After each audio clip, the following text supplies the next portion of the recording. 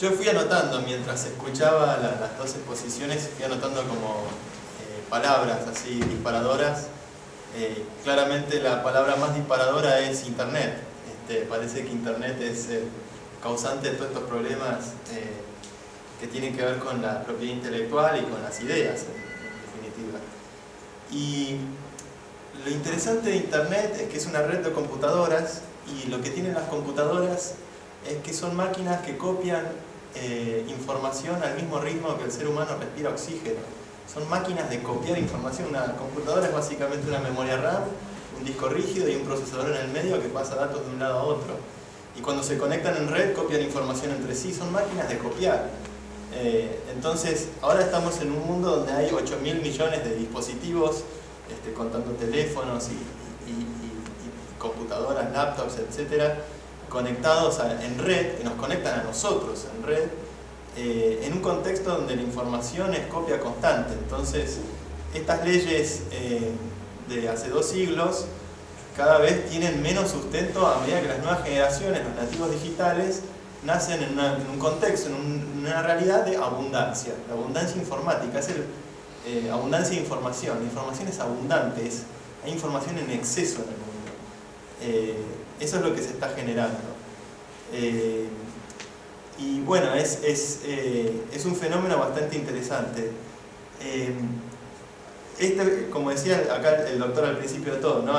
Con todas innovaciones tecnológicas que tienen que ver con la información a lo largo de la historia, desde el lenguaje mismo como instrumento de información, el lenguaje es como un software que tenemos en el cerebro para describir la realidad, la imprenta como un salto respecto a la escritura, y Internet como un salto desde la imprenta, se generan como estas discrepancias, y hay anécdotas muy curiosas. Entre las primeras entidades en reaccionar en contra de la imprenta hace 5 siglos eran los dramaturgos de toda Europa, que escribían su obra de teatro con tinta y papel.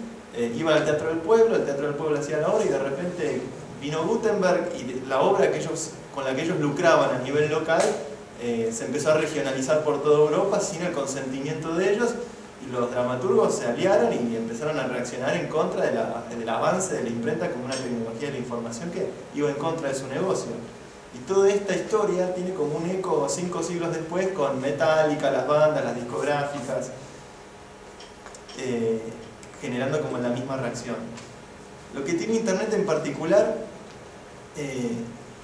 acá Matías mencionaba un autor que para mí es muy importante, se llama Lawrence Lessig, que es sin duda un visionario. Él es un referente en Harvard y en Stanford, es un profesor de derecho muy importante, un abogado muy importante, y está basado en Silicon Valley. Entonces está en el lugar correcto para entender un poco estos fenómenos. Y en uno de sus libros, es previo al que citaba Matías, que se llama Código, o Código 2.0, Code 2.0, Lessig decía que básicamente hay 4 elementos que gobiernan el comportamiento de los seres humanos: la ley, las normas, el mercado y la arquitectura. Son 4 pilares que sin que nos demos cuenta, subconsciente o conscientemente, regulan nuestro comportamiento. Y la ley, la forma en que se construye es a través del código. El código regula el comportamiento con el que se codifica, si esto se va a hacer de esta manera, de esta otra manera. Y lo que ocurre con el código es que ahora hay como una tensión entre 2 tipos de códigos: un viejo código y un nuevo código.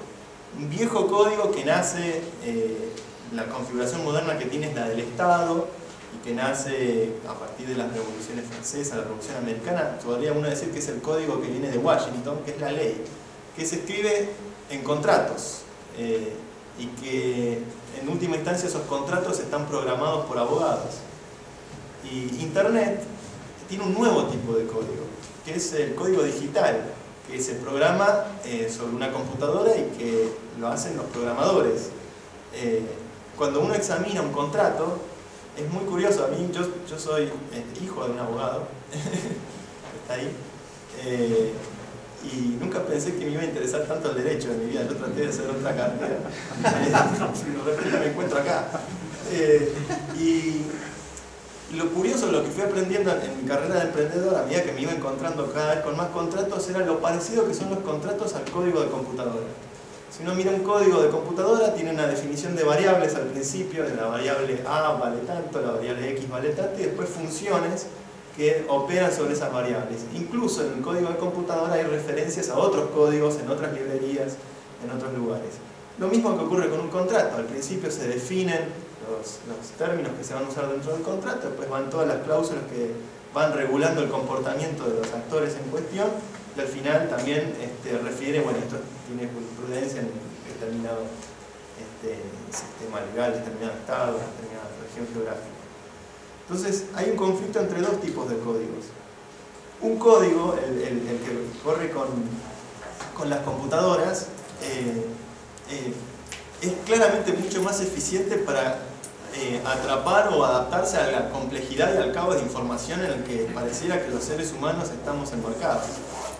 Porque uno de los fenómenos tecnológicos que ocurre con Internet es que la capacidad de cómputo disponible para la humanidad desde hace 4 décadas se multiplica por 2, se duplica cada 18 meses. O sea, exponencialmente estamos, desde hace 4 décadas, la humanidad está creciendo su capacidad de cómputo, que es decir, crecer su capacidad de masticar información, de percibir información a través de las máquinas.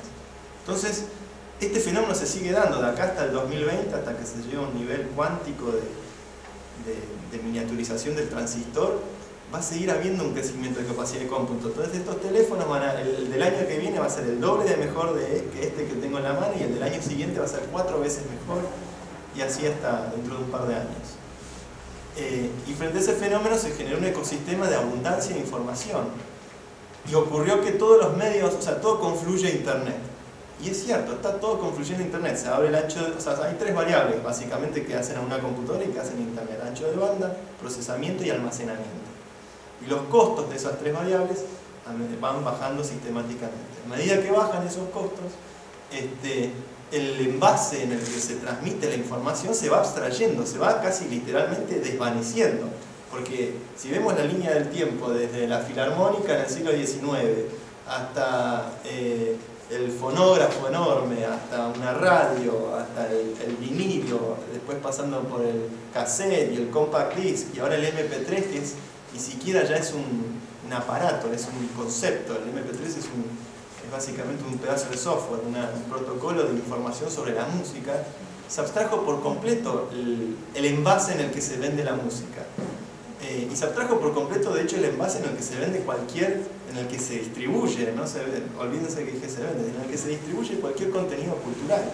El cine, la música, la televisión, el video que le saqué a mi sobrina jugando con su hermana el fin de semana, todo eso es parte de la cultura. Y todo eso empieza a estar en este ecosistema digital.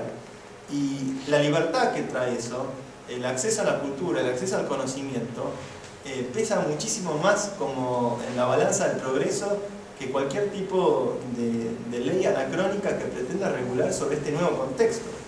Entonces, en esa situación, entre Washington y Silicon Valley, yo me quedo con Silicon Valley. Porque es un problema mucho más de fondo el que está ocurriendo. No es solamente un problema de las industrias culturales que están siendo afectadas por este fenómeno.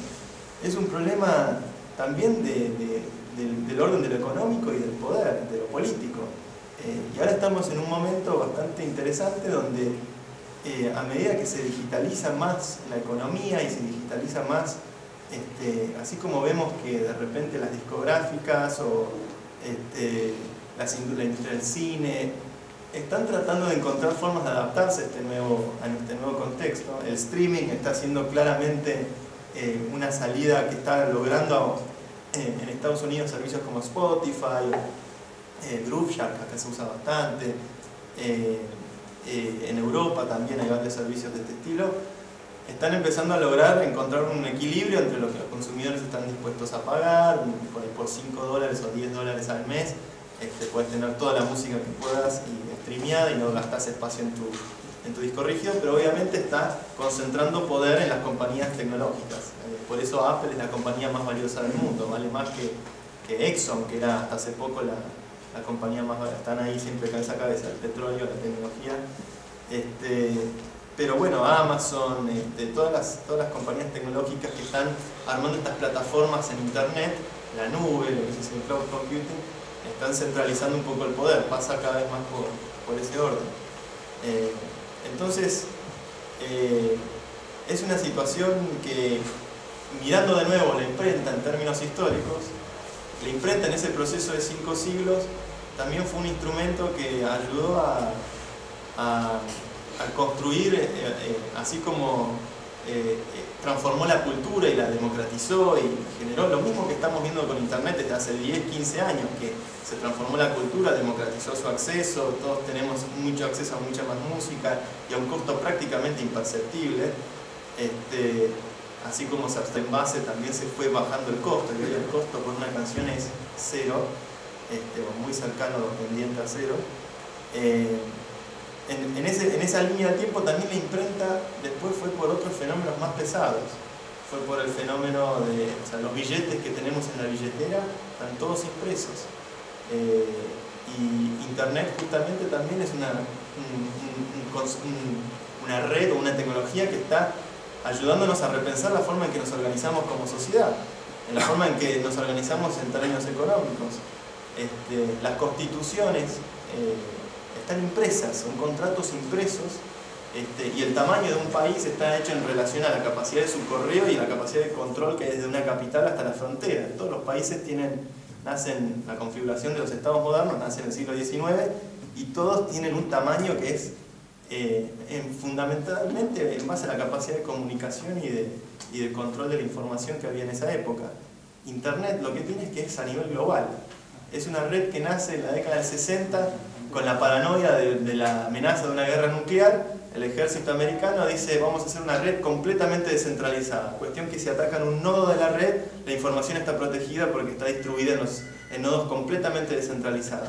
Entonces, frente a ese miedo, generaron en realidad una red global prácticamente incontrolable desde la ley, porque cada vez que sale como una amenaza a la propiedad intelectual y dice: bueno, el Congreso americano va a tratar la ley SOPA, la ley PIPA, y va a tratar de regular y va a poner a los proveedores de Internet, desde el punto de vista de Internet, francamente, es gracioso cualquier intento de frenar desde la ley sobre eso, porque es imposible tratar de regular el comportamiento de la información con contratos cuando hoy se hace con máquinas y se hace con lo que dice el software.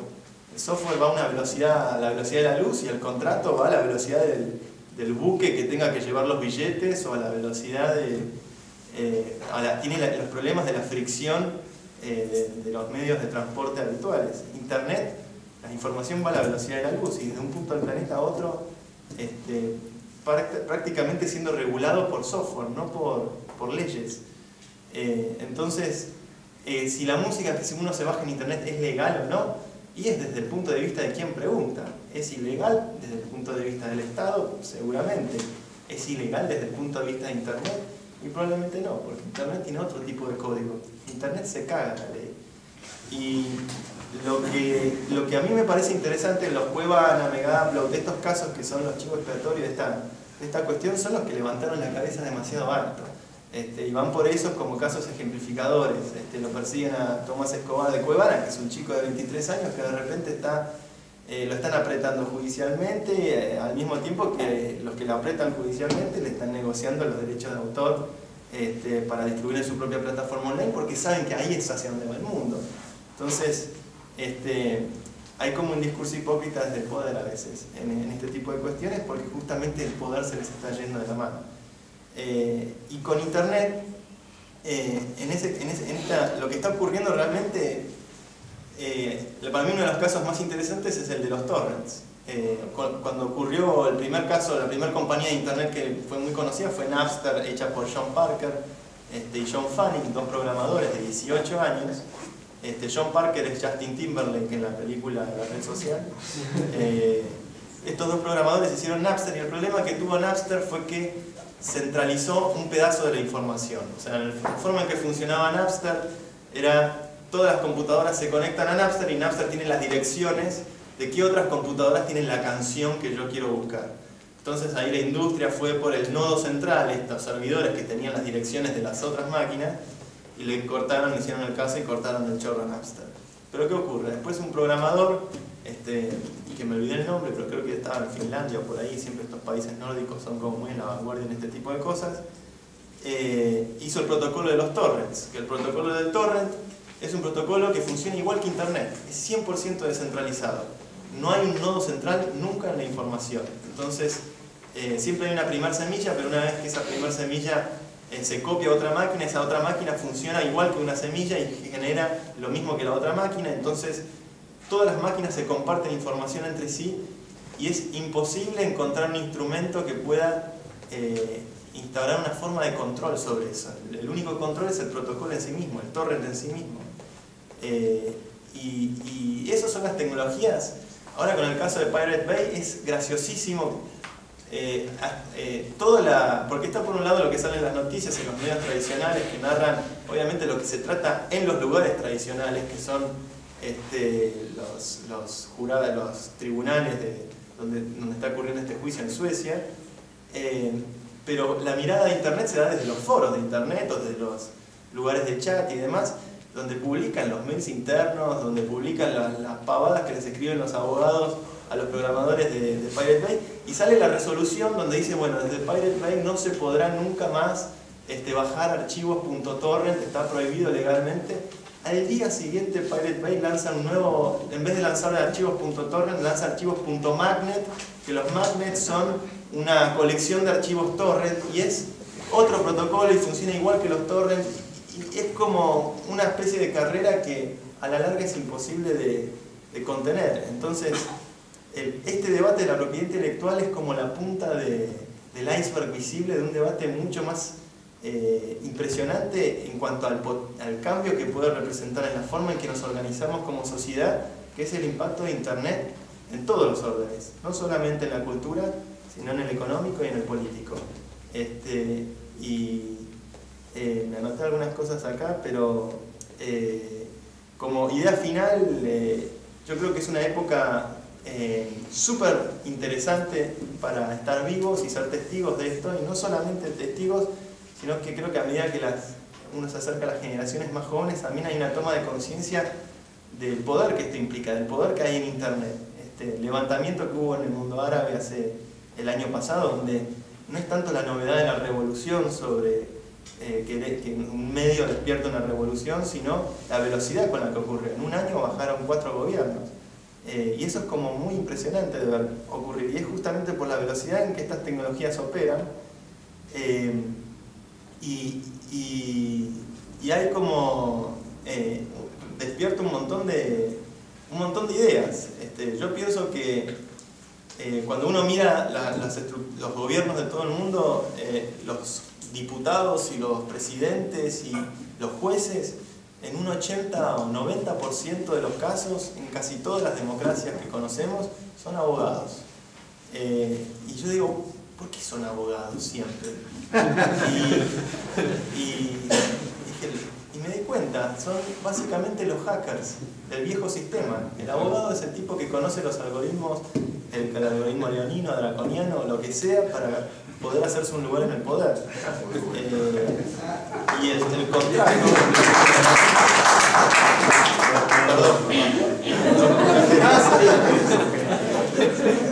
Y el contrato es el software. O sea, yo hace poco tenía un poder trabado en una especie de escribanía, no sé, yo no entiendo nada. Es tan kafkiano todo eso que uno no quiere familiarizarse con eso, pero veía dos escribanos discutir.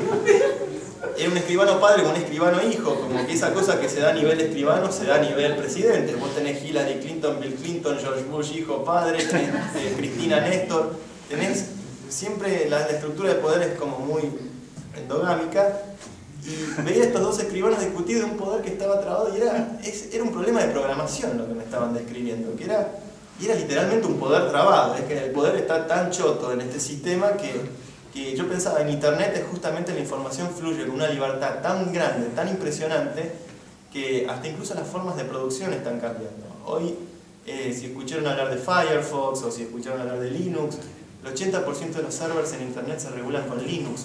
Linux no es un producto de ninguna corporación, es producto de 1 millón de programadores que desinteresadamente, porque hay abundancia, contribuyen al código de este sistema operativo comunitario, y se produce este fenómeno de que se está generando no propiedad intelectual, sino tecnología de punta que no le interesa la propiedad sobre las ideas, sino que tiene como otro tipo de lógica de repente. Y es un fenómeno re interesante. Creo que hasta el propio Marx decía que para llegar al comunismo hay que pasar por un estado capitalista que genera abundancia, y esa abundancia en realidad no vino por la abundancia por ahí en otros órdenes. No tenemos abundancia energética, la energía nuclear es muy peligrosa, o no tenemos abundancia de otro tipo de cosas, pero tenemos abundancia de información, de capacidad de cómputo. Al menos perceptivamente es extraordinaria la capacidad de cómputo que hay. Y en ese sentido es un mundo súper interesante, muy fértil, pero también las potencias yo creo que se están dando cuenta de esto. No hay que ser tan ingenuos. A mí uno de los episodios que menos se habla, pero que más paranoia me despertó en los últimos años, es cuando Google decide retirar sus oficinas de Shanghái, de Beijing, o de China básicamente, se van a Hong Kong. Esto ocurrió hace 2 años, básicamente porque lo que decía Google es que se vulneraron 100 cuentas de Gmail de activistas de los derechos humanos en China. Entonces, por esa vulnerabilidad a los servidores de Google dentro del territorio chino, que obviamente China controla todos los proveedores de internet, Google dice: no, violaron las cuentas de 100 tipos que luchan por los derechos humanos, nos vamos del territorio chino, nos vamos a Hong Kong, que son más amigos de los ingleses. Y en realidad la otra mirada, que es la mirada por ahí de la mirada china, es estos tipos vienen acá a usar nuestras fábricas, lo único que necesitamos nosotros como China, necesitamos saber las ideas, la propiedad intelectual que está circulando en sus servidores, en sus mails. Entonces, nosotros somos un Estado comunista, dicen los chinos, no creemos en el fondo, por más que lo escribimos en la Constitución para quedar bien con los americanos, no creemos de base en la idea de la propiedad intelectual, teóricamente. Entonces, hackean esas 100 cuentas de mail donde probablemente había información muy sensible de propiedad intelectual, de cuál va a ser el próximo iPhone, para que los chinos puedan justamente tener la capacidad de generar ellos un Apple, y no que Apple siga siendo una compañía americana, porque los chinos ya aprendieron a hacer las fábricas, aprendieron a hacer la mano de obra, aprendieron a abaratar los costos, tienen 1.500 millones de tipos, y ahora van por justamente liderar, quieren ser líderes en cuanto a generación de tecnología, que es obviamente lo que hace despegar a toda nación. Entonces también estamos entrando en un mundo donde, como la información pasa tanto por estas redes digitales, las configuraciones de poder empiezan a ser otras. Y creo que a medida que vamos hacia la gente joven, es más interesante el potencial de cambio que hay respecto al status quo.